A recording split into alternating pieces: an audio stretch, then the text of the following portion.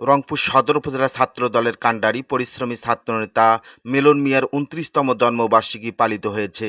৭ই আগস্ট সন্ধ্যায় ঐতিহ্যবাহী খলিয়াগঞ্জিপুর স্কুল অ্যান্ড কলেজ হলরুমে দলীয় নেতা কর্মীরা কেক কেটে জন্মদিন পালন করেন।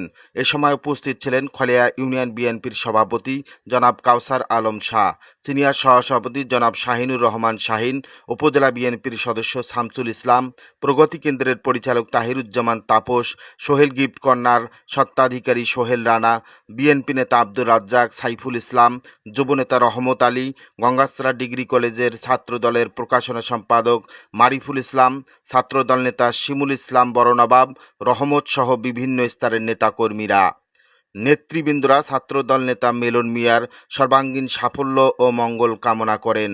সম্মানিত দর্শক, আপনারা যারা গালিব টিভি দেখছেন দেশ ও দেশের বাইরে, আপনাদের সকলকেই আন্তরিক ধন্যবাদ, অভিনন্দন জ্ঞাপন করছি। জান্নাতুন নাইমের ক্যামেরায় গালিব টিভি থেকে আমি মাহফুজুর রহমান।